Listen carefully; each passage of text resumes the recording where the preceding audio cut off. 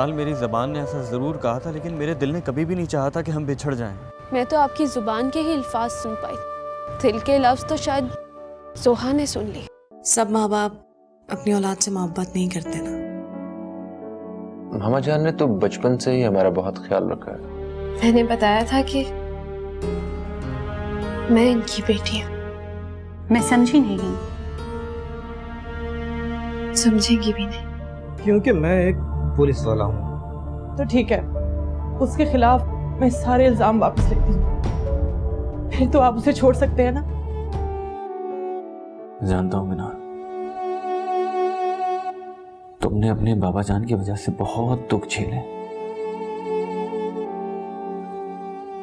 और मैंने उस आलम में तुम्हें तन्हा छोड़ दिया। कांटों पर घसीटा है मैंने तुम्हें। मुझे माफ कर। सलमान, क्या आप क्या कर रहे हैं? प्लीज मुझे माफ कर दो। सलमान, ऐसे मत करें, कोई देख लेगा, आप मत करें। देखता है तो देखने दो। लोगों ने मेरा जुल्म भी तो देखा था ना, अब मेरी माजरत भी देखने दो। सलमान प्लीज ऐसे नहीं करें, आप बैठे।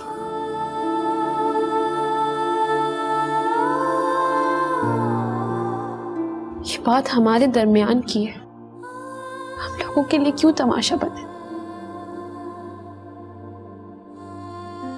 और मैं आपको यूं शर्मिंदा नहीं देखना चाहती, हाँ कायल देखना चाहती हूँ। सो मैंने देख लिया।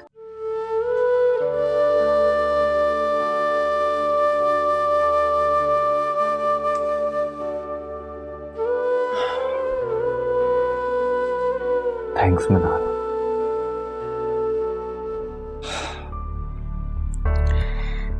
मिनाल, मैंने तुम्हारे कहने के मुताबिक घर में कैमरा लगवाया। तो जोहा के बिहेवियर ने मुझे चौंका दिया है। मुझे लगता है कि कुछ दिनों में उसका पर्दाफाश हो जाएगा। मगर मैं उसे सबूत के साथ रंगे हाथों पकड़ना चाहता हूं। और तुम भी एक बात का ख्याल रखना मिनाल, लोगों को ऐसा ही लगे कि हमारे दरमियान ना इत्तेफाकी है। नहीं सलमान, मैं ऐसा नहीं चाहती कि लोगों को ये लगे कि हमारे दरमियान कोई ना इत्तेफाकी है। इसमें मेरी और आपकी तौहीन है। मिनाल प्लीज कुछ दिन और ठहर जाओ, फिर ये सारा खेल खत्म हो जाएगा और वो बेनकाब हो जाएगी। हम रोज मिलेंगे, मगर फिलहाल चुप कर। ओके?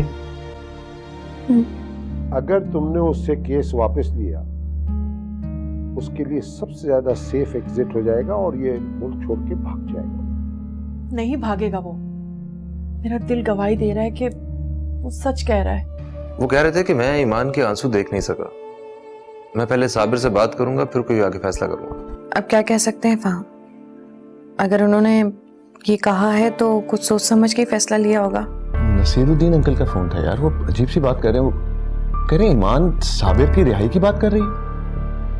क्या क्या कह रहे हैं?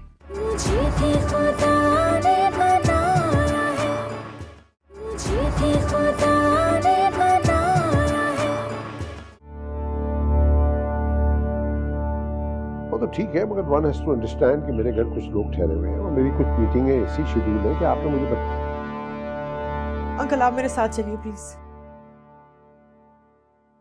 I'll call you back, okay? कहाँ? वो साबिर का केस वापस लेने के लिए। What? तो बैठिए, बैठो। Are you in your senses? तुम्हारा दिमाग खराब हो गया। साबिर के खिलाफ केस वापस लोगी? जी अंकल, उसने मुझसे वादा किया है कि अगर मैंने उसे आजाद करवा दिया तो वो मेरी बच्ची, मेरी अदन मुझे वापस कर देगा। झूठ बोल रहा है वो। मेरा दिल कह रहा है कि वो झूठ नहीं कह रहा, सच कह रहा है। अरे वो धोखा दे रहा है तुम्हें। वो धोखा क्यों देगा? हम उसे रिहा करवा रहे हैं और उसने कहा है कि जब वो रिहा हो जाएगा तो वो हमें वहां पर ले जाएगा जहां उसने मेरी बेटी को रखा हुआ है। देखो ईमान, अगर तुमने उससे केस वापस लिया, उसके लिए सबसे ज्यादा सेफ एग्जिट हो जाएगा और ये मुल्क छोड़ के भाग जाएगा। नहीं भागेगा वो। मेरा दिल गवाही दे रहा है कि वो सच कह रहा है। मुझे तो सिर्फ अपनी बच्ची वापस चाहिए, फिर उसके बाद उसे कोई सजा दिलवाने का कोई जवाब नहीं रहता, क्योंकि हमारा असल मुजरिम तो मरगूब चौधरी है जो मरने वाला है। और वैसे भी ये शख्स तो उसका मोहरा था, और अगर ये मुझे मेरी बच्ची वापस दिलवा देता है तो मुझे नहीं उसको सजा दिलवानी। प्लीज अंकल, समझने की कोशिश करें। ओके, मगर पहले मैं खुद उससे जाके बात करूंगा। बात कीजिएगा, लेकिन जैसा मैं कह रही हूँ वैसा ही कीजिएगा प्लीज। आपने मेरे ही कहने पर पुलिस में जाके कंप्लेंट लिखवाई थी ना, अब मैं ही कह रही हूँ कि कंप्लेंट वापस ले लें प्लीज।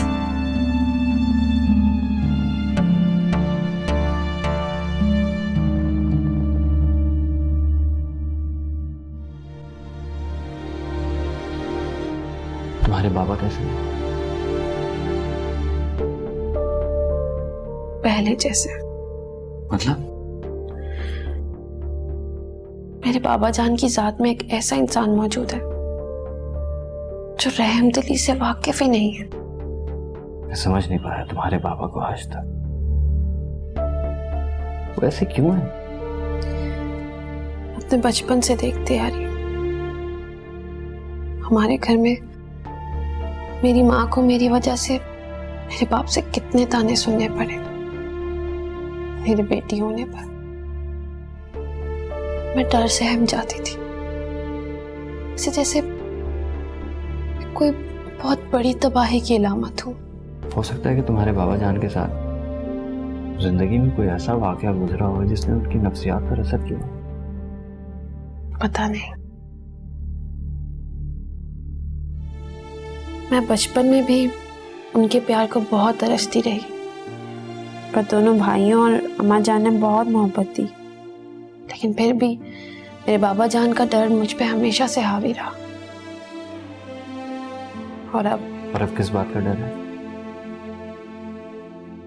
जोहा का। जोहा? तुम्हें इसका डर क्यों है? सलमान, मैं आपको पहले ही बता चुकी हूँ कि वो बहुत खतरनाक है, और जो बातें वो अपनी अम्मी के साथ करती है मैं तो वो बताते हुए काम जाऊं। बेहतर यही है कि सब कुछ खुद ब खुद आपके सामने है। जानता हूं मिनाल तुम क्या कहना चाहती हो, बस कुछ वक्त की बात, फिर वो बेनकाब हो जाएगी और सच सामने आ जाएगा। मेरी बात नहीं।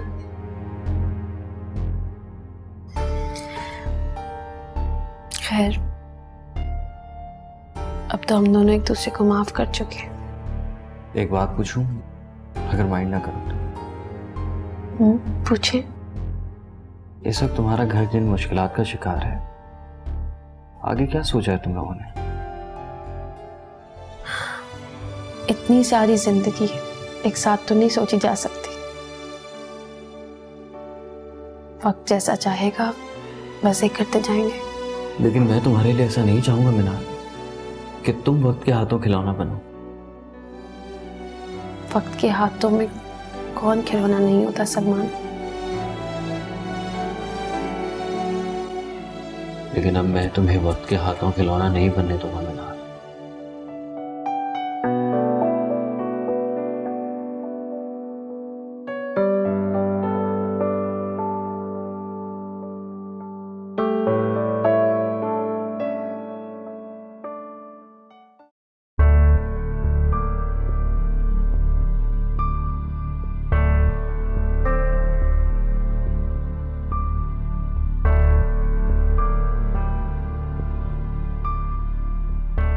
हेलो जी, नसीर अंकल, ईमान भाभी के बारे में पूछना चाह रहा था कि क्या हुआ।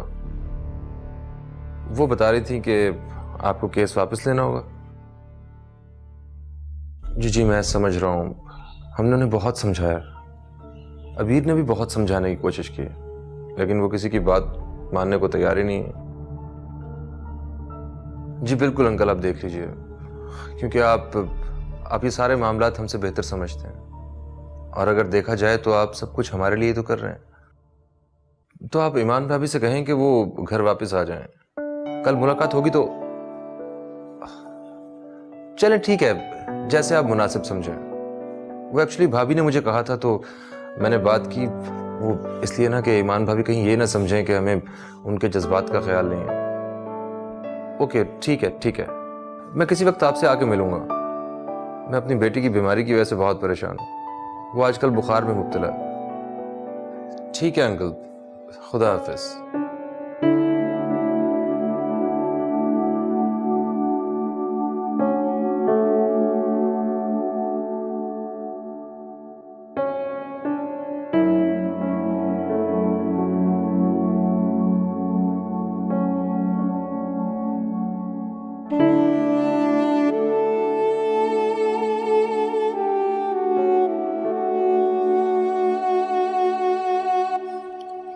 हेलो।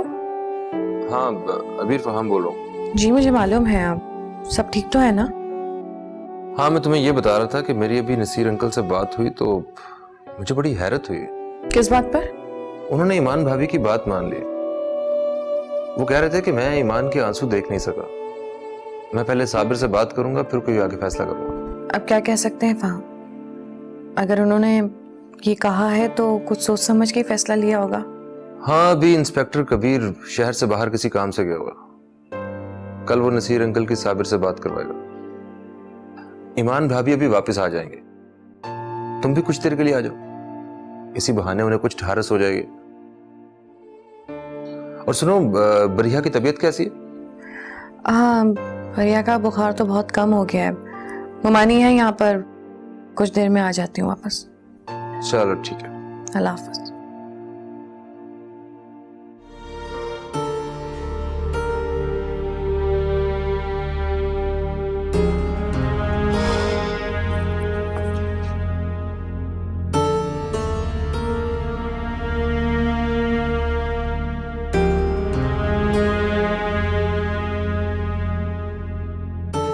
राफे, वो उसी औरत का फोन आया था जिसने उस लड़की के लिए किडनी की बात की थी। तो तुमने क्या कहा?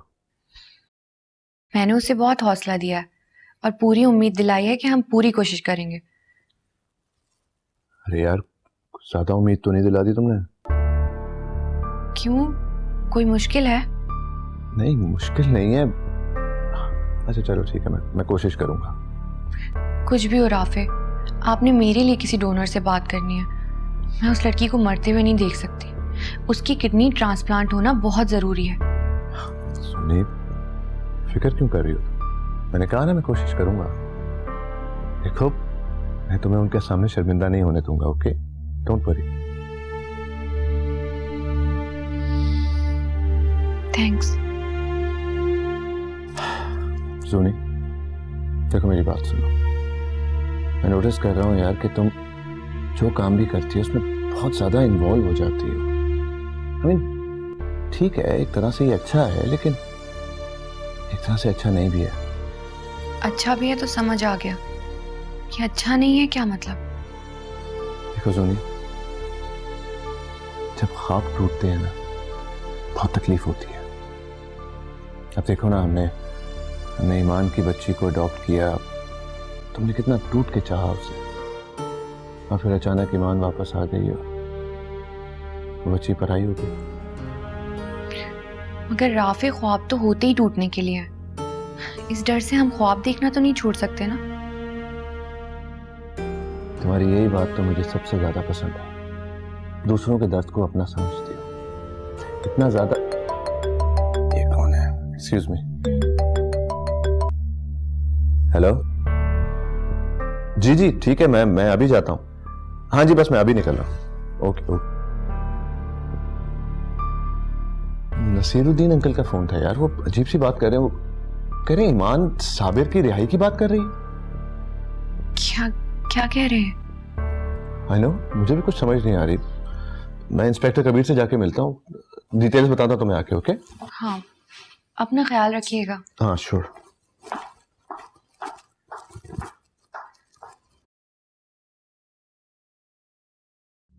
मुझे क्या मालूम था कि मैं अदन को अपनी बेटी समझ बैठूंगी। राफे ठीक ही कहते हैं, जब इंसान के ख्वाब टूटते हैं तो उसे बहुत दुख होता है। इंसानी खिदमत का जज्बा रगों से बेहद खून निचोड़ता है। जब अदन मिल जाएगी तो ईमान उसे मेरे सामने ही अपनी गोद में ले जाएगी और मैं देखती रह जाऊंगी। लेकिन वो है तो उसी की बेटी ना। काश खुदा मुझे भी एक बेटी दे देता तो उसके खजाने में क्या कमी होती। मगर राफे सही कहते हैं, जो खुदा ने हमारी किस्मत में नहीं लिखा उसकी जिद करनी नहीं चाहिए, बल्कि उसकी रजा पे राजी रहना चाहिए।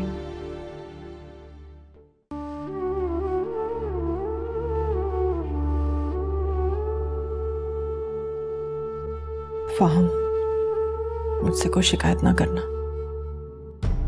मैं अपनी बेटी की वजह से मजबूर हो गई हूँ। नहीं भाभी, भला मैं क्यों शिकायत करूंगा आपसे? तुमने और अबीर ने मना किया था ना कि मैं साबिर की रिहाई की बात ना करूं। भाभी वो तो हमारा मतलब ये था कि साबिर एक आदी मुजरिम है। कहीं ऐसा ना हो कि वो अपनी आजादी की खातिर आपको आपकी बेटी के नाम पे ब्लैकमेल कर रहा हो। मां हूं ना, अपनी बेटी की परछाई भी देखूं तो वहीं चली जाऊंगी। नसीर अंकल आपकी बात पे कैसे मान गए, ये जान के मुझे बहुत हैरानगी हुई। मैंने अम्मा जान को भी बताया था, वो भी हैरान है। उन्हें भी एतबार नहीं है साबिर का, क्योंकि वो जानती हैं कि साबिर तुम्हारे बाबा जान का वफादार नौकर है, बल्कि गुंडा है। जब आप जानती हैं कि वो गुंडा है तो फिर आप उसकी बात पे एतबार क्यों कर रही हैं? जिंदगी अगर इंसान को कांटों पर रखी हुई भी मिल जाए ना, तो वो उसे उठा लेता है, चाहे उसके हाथ भी जख्मी हो जाए।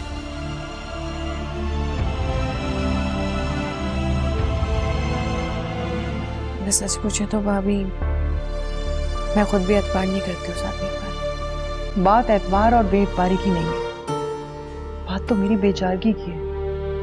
मेरे पास और कोई रास्ता भी तो नहीं है। केस वापस ले रहे? हाँ, एक नंबर का गुंडा है वो, और क्या गारंटी है कि कानून की गिरफ्त से निकल के भी वो बच्ची वापस करेगा। हॉस्पिटल भी नहीं गए थे नैनाल को देखने के लिए, और जब अम्मा जान ने मिठाई की बात की तो बाबा जान का कहना था कि वो अपने गमों को सेलिब्रेट नहीं करते।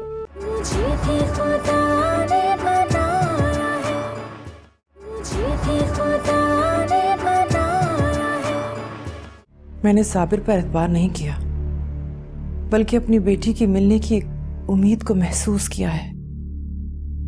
उसकी आंखों में एक मां के लिए हमदर्दी देखी है मैंने। इंस्पेक्टर कबीर का क्या ख्याल है? मुझसे तो वो कह रहा था कि साबिर अपना जुर्म कबूल कर लेगा। पुलिस को जुर्म उगलवाने के तरीकों पर बड़ा यकीन होता है, लेकिन साबिर से वो उसका जुर्म नहीं उगलवा सके। बिलाखिर एक मां ने ही उसे मजबूर किया है। यानी कि आपको यकीन आ चुका है कि वो अदन को आपसे मिलवा देगा? मंजिल पर पहुंचने के लिए रास्ता तो इख्तियार करना ही पड़ता है। अब रास्ता कभी मुश्किल तो कभी आसान। अब मैं क्या करूं? अपनी बेटी को हासिल करने के लिए मुझे ये मुश्किल रास्ता इख्तियार करना पड़ रहा है। लेकिन मुझे तो अब भी यही लग रहा है कि वो झूठ बोल रहा है।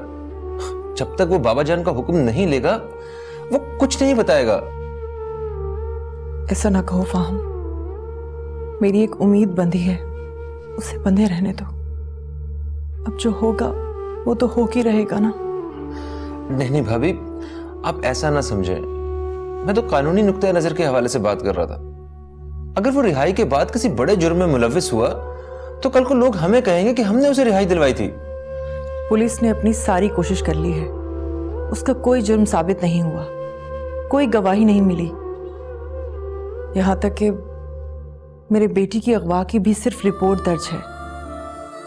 वो शक के बुनियाद पर गिरफ्तार हुआ है, सबूत के बुनियाद पर नहीं। अल्लाह करे कि आपका यकीन सच्चा हो जाए। मैंने अम्मा जान को भी सारी बात बताई थी। जब से हॉस्पिटल से आई हैं बाबा जान से बहुत खफा है। हाँ, मैंने भी उनकी आंखों में शदीद नफरत देखी है अपने शौहर के लिए। अर्जुमंद भाभी भी अपने घर गई हुई हैं। अम्मा जान घर में अकेली होती हैं और हर वक्त रोती रहती हैं। मैं और अबीर भी इसीलिए सारा दिन यहाँ पे गुजारते हैं। बस दरमियान में घर जाके अपनी बेटियों को देखते रहते हैं। खुश नसीब हो कि तुम अपने बच्चों के साथ हो। कम से कम तुम उन्हें देख सकते हो, वो तुम्हें देख सकते हैं। मुझे देखो, मैं कब से अपनी बेटी के साए के पीछे पीछे भाग रही हूं, मुसलसल भाग रही हूं।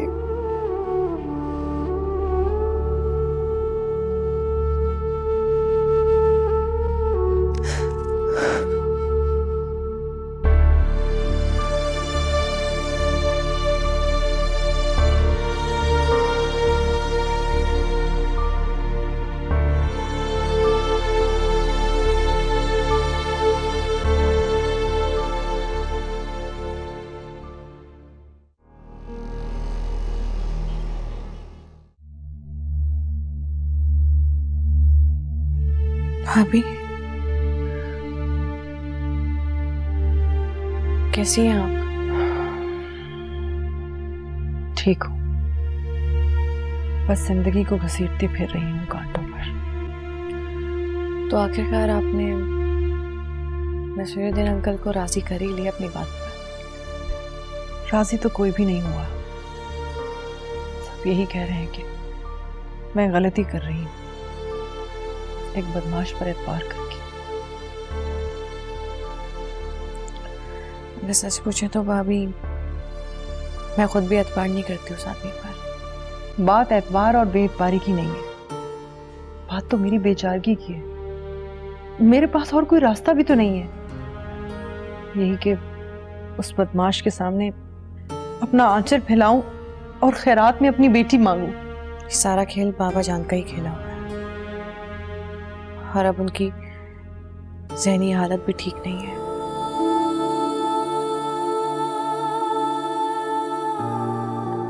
बहुत अच्छा होगा अगर आपकी बेटी जल्द से जल्द आपको मिल जाए।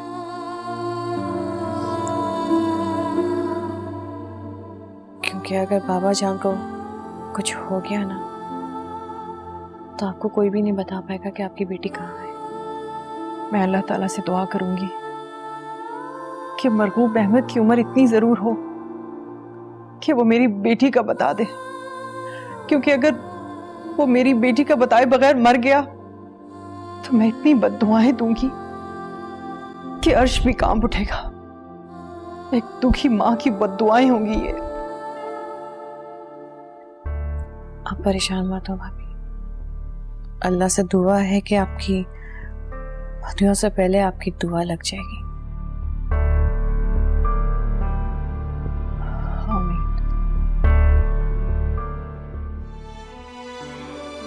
तुम अगर ईमान की बेटी ना होती तो उम्र भर मेरी बेटी रहती,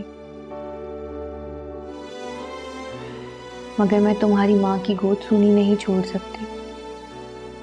तुम मिल जाओगी तो मैं तुम्हें उसके हवाले कर दूंगी खामोशी से।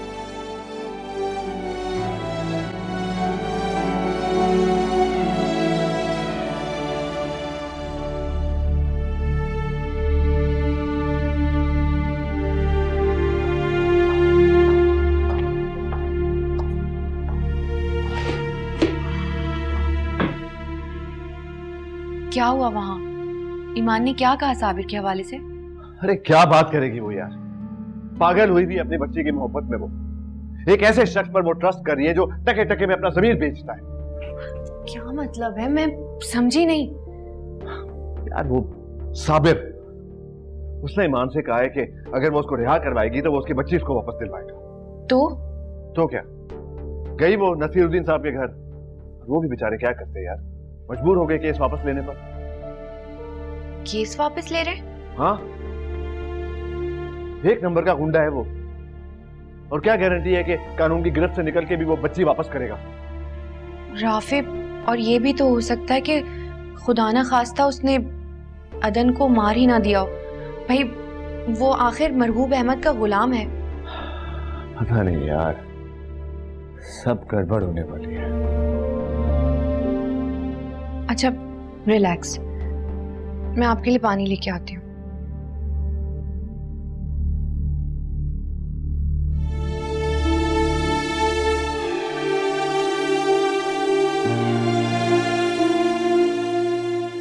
मरगूब अहमद, मैं तुम्हें इबरत का निशान बना देखना चाहती हूँ। पापा जान, आपको क्या हो गया है? मैं तो आपके अंजाम से डरने लगी हूँ। आपके सीने में दिल की जगह पत्थर कहाँ से आ गया? मेरी बेटी को छीन लिया तुमने, सालिम इंसान। तुम पर बिजली क्यों नहीं टूट पड़ी?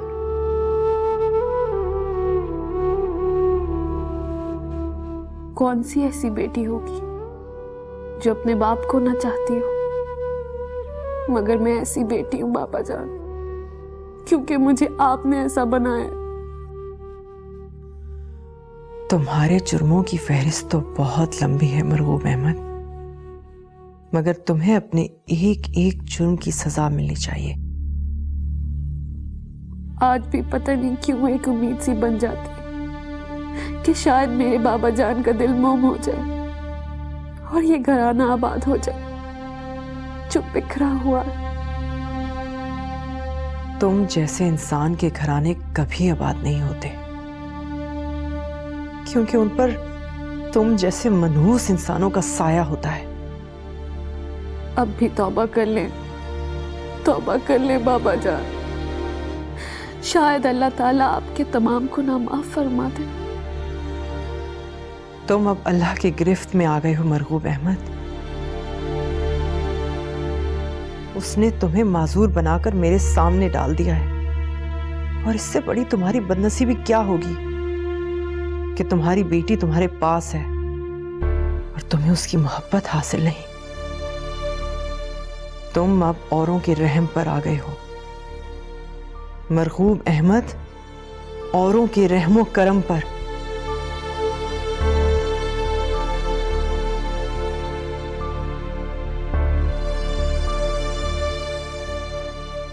देखो, ये बाबा जान की उस वक्त की तस्वीर है जब आफाक भाई पैदा हुआ था। कहते हैं कि उस वक्त बाबा जान ने इतनी मिठाई बांटी थी कि लोग हैरत में आ गए थे। अगर मामा जान जब भी ये वाकया बताती हैं, बेख्तियार रोना शुरू हो जाते हैं। क्यों? पता नहीं, हमने कभी समझने की कोशिश भी नहीं की और ना ही मामा जान ने कभी हमें बताया। हमारे बुजुर्गों की ये बात बहुत अजीब होती है। वो अपनी औलादों से हर खुशी तो शेयर कर लेते हैं, लेकिन गम शेयर नहीं करते। लेकिन औलाद का दुख जानने के लिए हमेशा बेताब रहते हैं। अच्छा ये बताइए कि आपकी पैदाइश पे बाबा जान ने कितनी मिठाइयाँ बांटी थी? आफाक भाई से भी ज्यादा। मामा जान से पूछिएगा, वो बताएंगे आपको कि वो खुशी से पागल हो रहे थे। और मिनाल की पैदाइश पे? मिनाल की पैदाइश पे वो हॉस्पिटल भी नहीं गए थे मिनाल को देखने के लिए।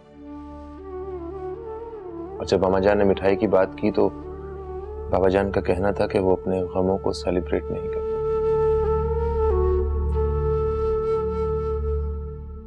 मिनाल की पैदाइश पे उन्होंने ये बात बोली थी? हाँ, जब भी मामा जान ये वाकया बताती हैं तो बेख्तियार रोने लगती हैं। और मिनाल है कि बार बार जिद करती है ये वाकया सुनने की। लेकिन क्यों? जब मिनाल जानती है कि इस वाकये से अम्मा जान को तकलीफ पहुंचती है तो वो क्यों जिद करती है सुनने की? पता नहीं, बड़ी अजीब सी बात करती है वो। क्या? कहती है कि मामा जान वो वाकया बताइए, उसमें कम से कम बाबा जान तो शामिल है, बेशक नफरत के हवाले से ही सही।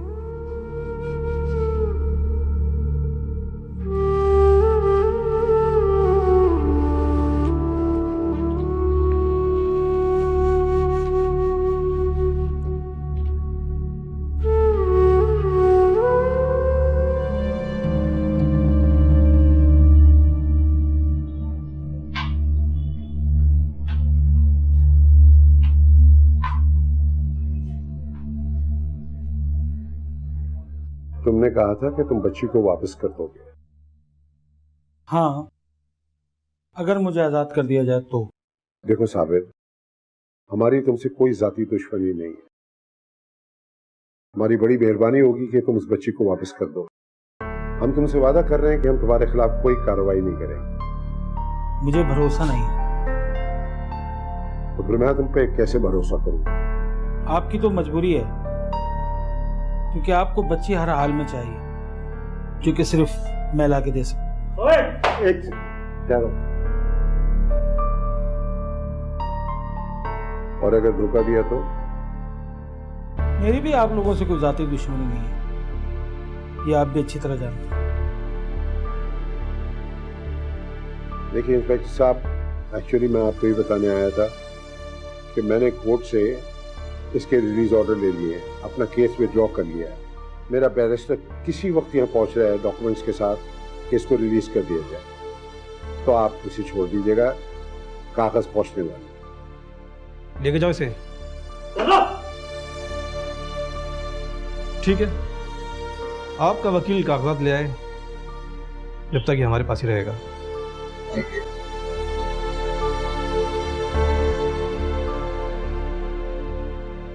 मिनाल, मुझे एक बात बताओ, तुम्हारे बाबा जान की खिदमत तुम करोगी, तुम्हें क्या लगता है कि वो बदल जाएंगे?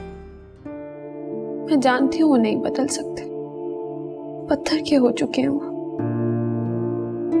लेकिन अब एक बेटी क्या करे?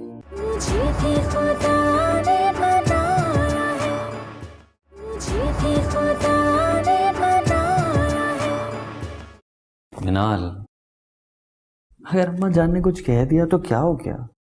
कुछ, बहुत कुछ कहा है अम्मा जान ने। अच्छा, क्या कुछ? वो ये चाहती है कि अब मैं बाबा जान की खिदमत करने के लिए हॉस्पिटल ना जाऊं, जबकि खुद वो किसी ना किसी बहाने वहीं उनके इर्द गिर्द रहती है।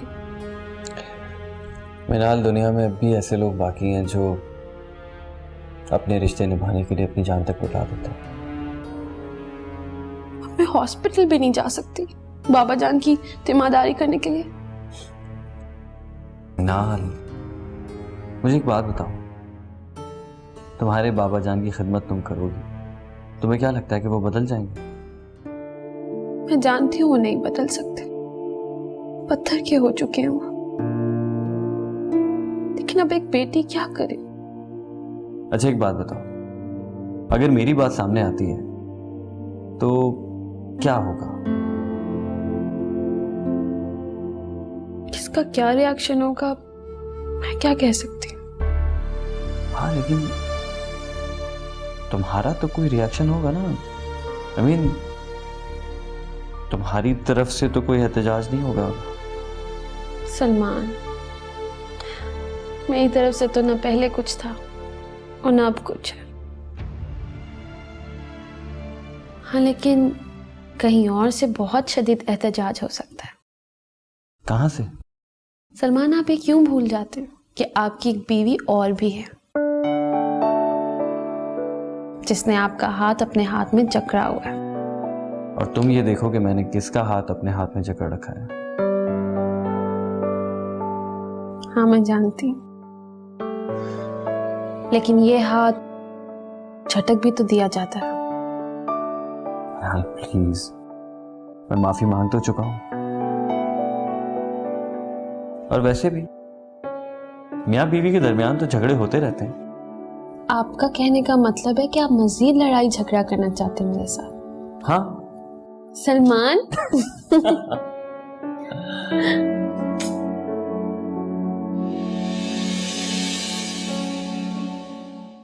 कि कोई चाहे भी ना तो उसे सबूत नहीं मिल सकते। हाँ अम्मा, मैंने मारा है उसे, मैंने ली है उसकी जान।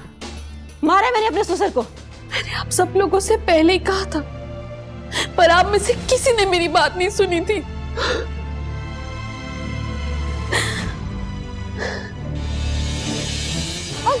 अंकल साबिर भाग गया। अंकल ईमान ठहरो। जेल से निकलने के बाद साबिर फरार हो गया। नसीरुद्दीन साहब और ईमान कुछ नहीं कर सके उसका।